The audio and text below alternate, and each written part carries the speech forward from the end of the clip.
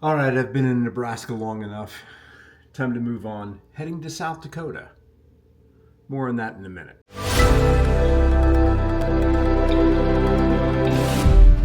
All right, by the time I get to where I'm editing this and sharing this, it's gonna be months. Hold on, air conditioner always kicks in when I'm ready to talk. Anyway, we're gonna be well into a few different news cycles because today I'm recording this right now on, what is it, July 14th? You know what happened yesterday? And I closed my video yesterday. I'm not sure how I closed it. I think I recorded a couple of different endings. I'm not even sure which one I'm going to use because I'm still a little shook up about what happened. And let's just say that I don't think I could have planned a trip to Mount Rushmore at a more appropriate time. So I'm just looking forward to getting out of this state now. It's for me, it's a bad vibe right now. It's funny that this state, to me, I'll always remember where I was when this happened and what state I was in. Which is sad for Nebraska, I guess. Anyway, I'm sure there's a bunch of pretty things to see here. Maybe I'll be back someday. Anyway, it's time to leave. Gonna hit the road. I'm looking forward to hitting the road. And I'm really looking forward to getting to South Dakota. There's a lot to see, especially in the southwest corner, which is where I'm gonna be. So yeah, let's get going.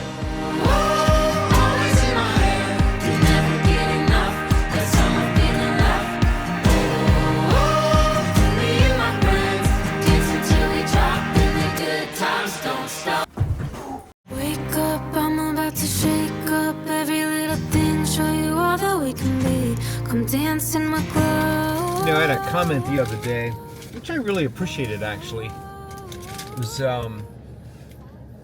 something to the effect that I'd made reference in the video about if I was doing a professional travel show, some of the things that I would need to do or be willing to do from having a script and a team and all that stuff. And the reality is this is not a professional travel show. This is a YouTube channel. And that subscriber or the commenter reminded me of that, which I actually liked reading because it's the God honest truth. And this is never going to evolve into a travel show. That's just my unique perspective. And, there's a million channels to watch out there. So I'm grateful for anybody that takes the time to listen to my creations here, however lame they are or however well edited they are, crafted. Anyway, I come on to say a couple of things. One, and first and most important, I've been trying to eat pretty healthy on the road with my snacks in the cooler back there. However, Cinnabon, it's been years since I've had one of these, but what they had here was the little cartridge of mini Cinnabons. So I'm up, and I had them warm it up too, so I'm about to partake in that. And secondly, I've had a million things that I've wanted to say that I've kind of like said them, kept them internally voiced them, so to speak. So that's been fun. Again, I think the political rhetoric out there, especially on the legacy media, has been off the charts. And again, I don't care what side of the aisle you're on. I'm going to disagree with, I disagree with a lot of my family about issues more than anything. It's how we solve those issues, I think, is the most important. Obviously, somebody became unhinged. For some reason, somebody did something. And were they radicalized by some of the off-the-charts rhetoric that I've seen happening from what's supposed to be reputable sources? I'll link to a Paul Joseph Watson video that I watched today. And he nails it on all points, as always. And again, I don't know. It's going to be a great day to go to Mount Rushmore, is all I can say. Cinnabons always look good before. Seldom am I going to say a half hour after I've eaten them, like, yeah, I'm glad I ate that. So this is right across the street from where I just was. Let's just say that the topography has changed drastically. I'm like in a canyon now. Check it out. And it doesn't mean that my mood has changed just because I'm in a beautiful canyon right now. I mean, I've been thinking about this. There was a guy on another roof. He was there. How could they miss him? I mean, there's so many questions. So many questions. He was right there. How could you fucking miss this guy?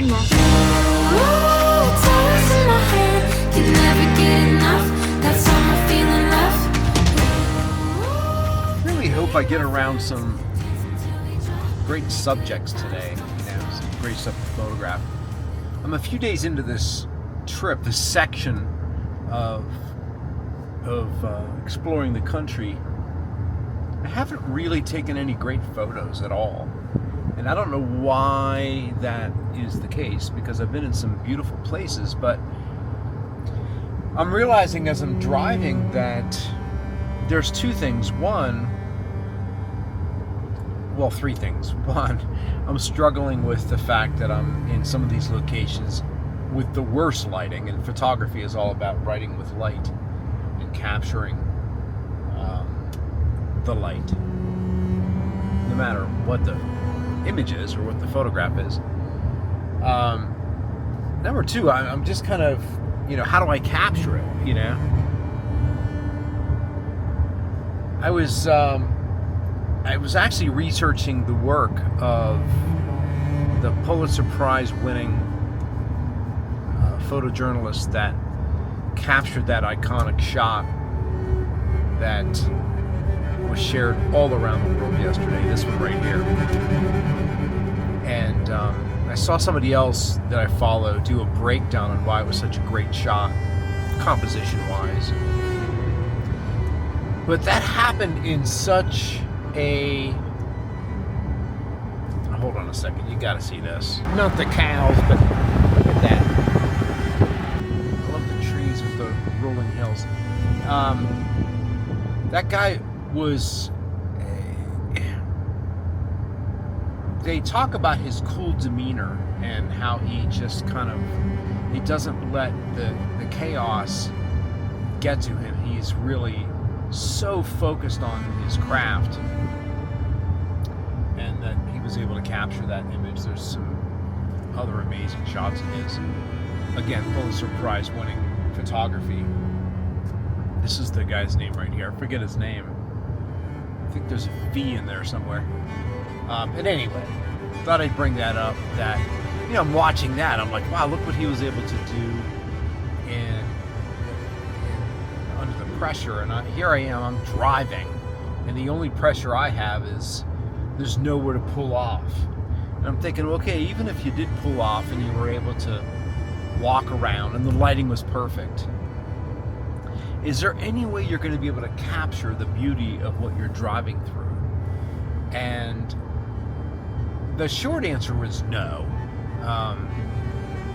But what I want to remember personally is the feeling I had when I was driving through this. And there's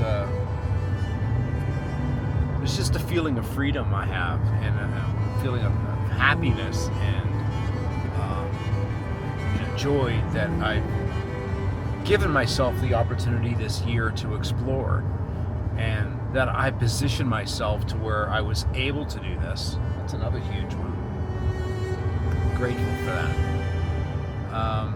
And so many things have been working out for me, timing-wise, as far as weather. I can't think of a more appropriate time to be up in this area, up near Mount Rushmore. I think this is going to be pretty emotional, actually, being there. For me, anyway. That's it. I'm just rambling from the road. Back to the music.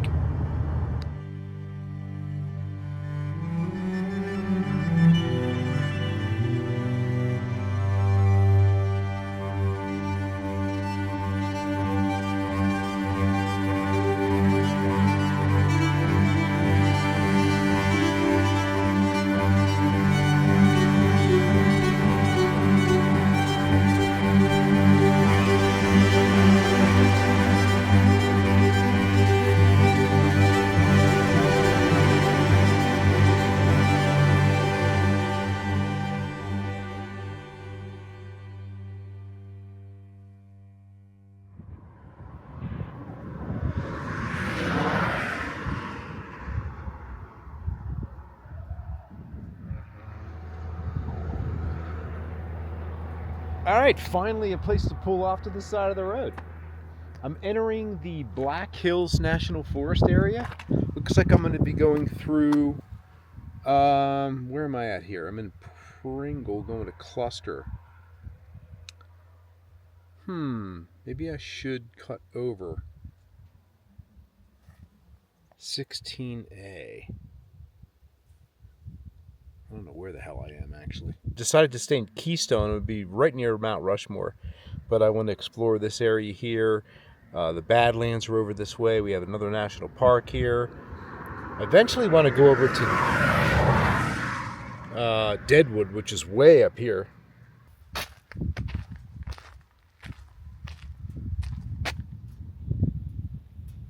Peace and quiet.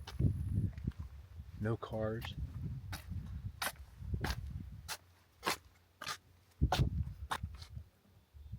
Again, nothing to photograph, and I don't have anything profound to say. As you can see, I got the DJI stuff mounted all over the car. I've got one in the front. Whoa, there's a bug. Passing through a cute little town now called is it Cluster or Custer? I think it's Custer. I'm staying in a town called Keystone. I almost stayed here, actually. There's a pickup truck it's full of antlers, and it's got a thing on the side that says antler $7.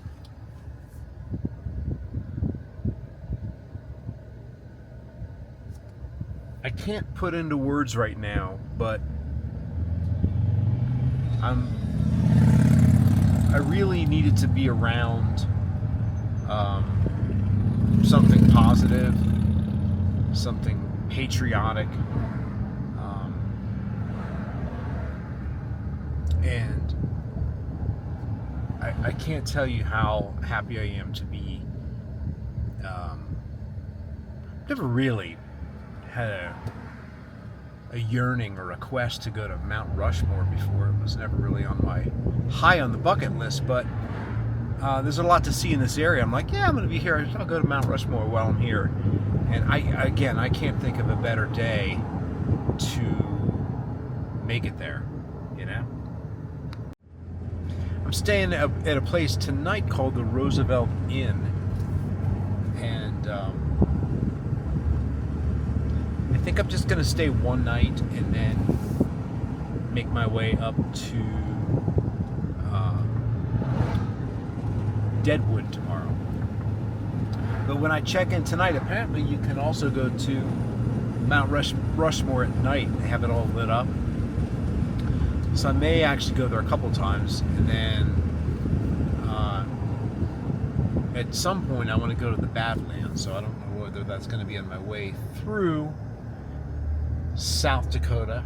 Actually, it won't be. I got to do it either today or tomorrow, because I'm going north after this to Medora, North Carolina, or North Dakota, sorry. It's pretty nice here. Looks like a great place to see deer. I wouldn't want to see one now because there's nowhere for him to go other than at my car.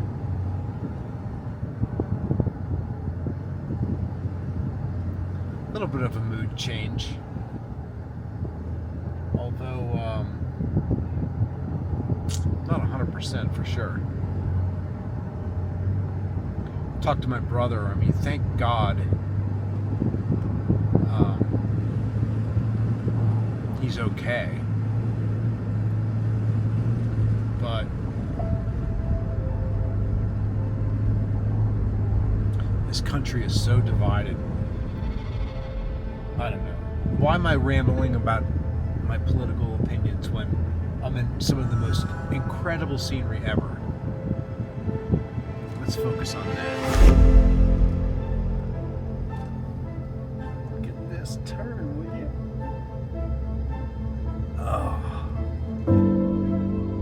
Check out these little cabins. Cool. I'm in an area in South Dakota called the Needles Highway. Scenic drive, exactly what I needed. As I navigated the winding roads of the Needles Highway in Custer State Park, South Dakota, it felt like entering a world sculpted by nature's own hand. The road twisted and turned, offering breathtaking views at every curve. Towering granite spires, known as the Needles, pierced the sky, standing tall against the backdrop of a pine forest, with narrow tunnels cut right through the rock, adding a sense of adventure to the drive. This journey wasn't just about the road, it was about the feeling of awe that comes from being surrounded by such raw, rugged beauty. The Needles Highway, a masterpiece of the Black Hills, invites every traveler to slow down, breathe in the crisp mountain air, and marvel at these ancient rock formations, shaped by time and elements.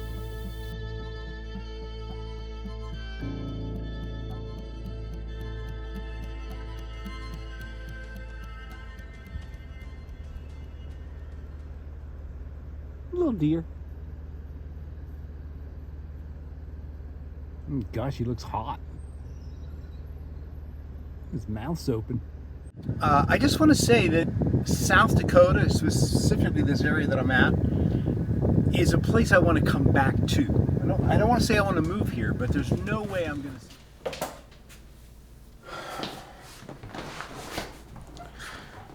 All right, so there was a lot of noise going on, and we can't use that clip. And it was the tie-in clip. That was July. I was at Mount Rushmore, and it's now beginning of October. Same year, but I'm finally getting around to crafting these videos. I was recording into my trusty DJI Osmo Pocket 3, and I had this thing down by the air conditioning, and I can't use that clip. What I was trying to say is, up until then, I went into Mount Rushmore, just popped off a couple of shots, took a couple of quick videos. It was in the middle of the day, lighting wasn't great, but it was amazing to be there. And I felt, again, like it was the place I needed to be at the moment. But the room was ready, so I knew I was going to come back at night. They have like a lighting thing that happens at night. So I took a couple of quick shots. At this moment here in this video, which I can't even, maybe I'll show you a little bit of me yapping from the car. Everybody I talked to about what happened yesterday, we just kind of touch on it. Like I said, this is a pretty emotional time to be here. Which I can't use because it just sounds awful. I mentioned that I had gone around and I got another perspective of Mount Rushmore, snapped a couple of shots there, a couple of quick videos, and also I was talking to a couple that were motorcycling all around. I think they had been all over the country, been down to Florida a couple times. She had multicolored hair. She was talking about how she was going to have to dye it back to its normal color because she's a school teacher. They were both affected by what I had talked about earlier in this video. And they, like I, were very emotional and felt like this was the place that they needed to be. And they were going to go to the ceremony at night as well. So I thought that was interesting. Anyway, I headed down into town, checked out the little town area. I think I grabbed a quick bite to eat before checking in. And then that's where we're going to come in. It's me in the hotel. talking about that, talking about what my plans were for the rest of the day. And then we'll close it out at, go back to Mount Rushmore. I have a few more things to say about that.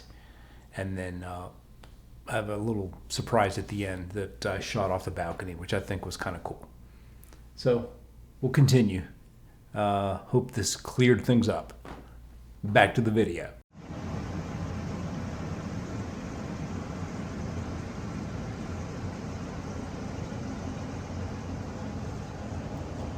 So this is the view from the balcony. It's a little worn. I'm at the Roosevelt Hotel, I believe it is, right at the edge of town. They got a wine tasting place over there, if that's what you're interested in. There's a huge park here that's got all kind of zip lines and just all kind of different things. They got one of those luges that comes down the mountain. It's really pretty. They got like an obstacle course thingy. I'm heading up to Mount Rushmore to watch the light show this evening. So I'm gonna jump in the car and do that and just grab some quick food in town. Yeah, Roosevelt Inn is what we're looking at. I'll see you up at Mount Rushmore again.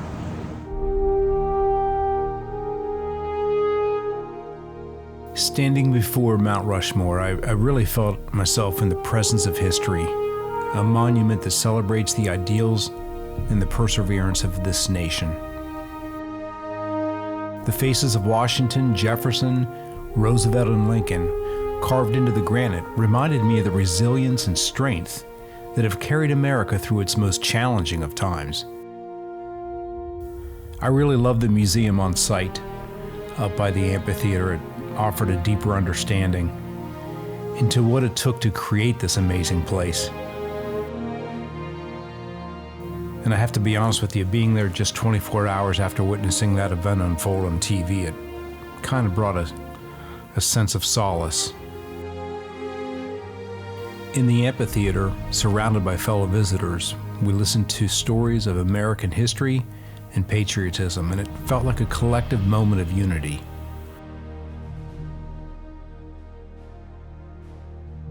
The evening lighting ceremony was definitely a powerful tribute.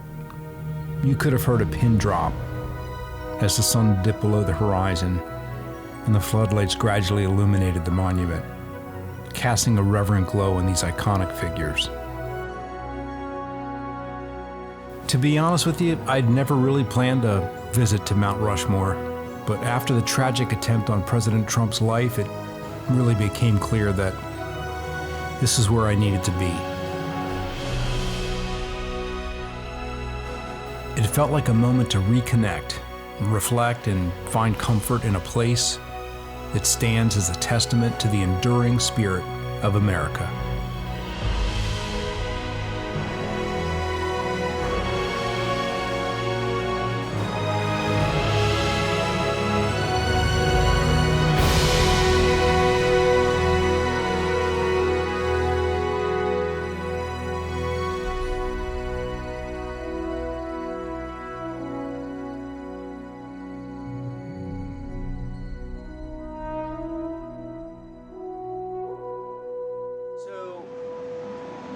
That was powerful. It was very powerful. It was a movie and a lot of good words spoken by the ranger. First of all, when he was speaking up there, you could have heard a pin drop. All the bleachers were full. It was pretty amazing. Anyway, then they got into this movie bit, and then they, lit the monument up and acknowledged several people, past service people. I didn't stay for the whole thing. I really positioned myself so I could be, I gotta be honest with you, to get out of there quick. I wanted to come back. I had this idea in mind of shooting because the cars are coming down, all of the traffic, which I'm not a part of. I think I was one of the first people out of the parking garage. I captured the lighting of the monument with my cell phone, and then just got a couple of quick clips, quick shots.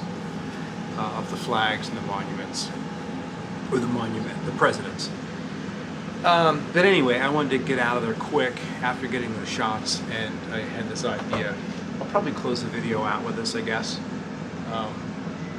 It's been a rather busy day driving around.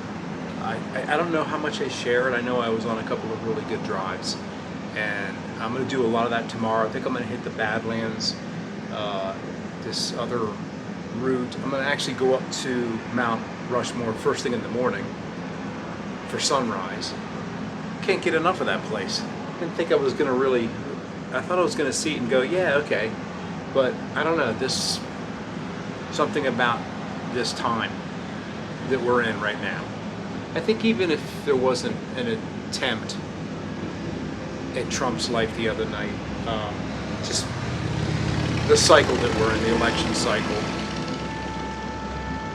is interesting to me, and unfortunately it's so divisive. Anyway, hope you enjoy the final collage here that I'm going to put together. I hope you can even hear this because it's pretty noisy out here.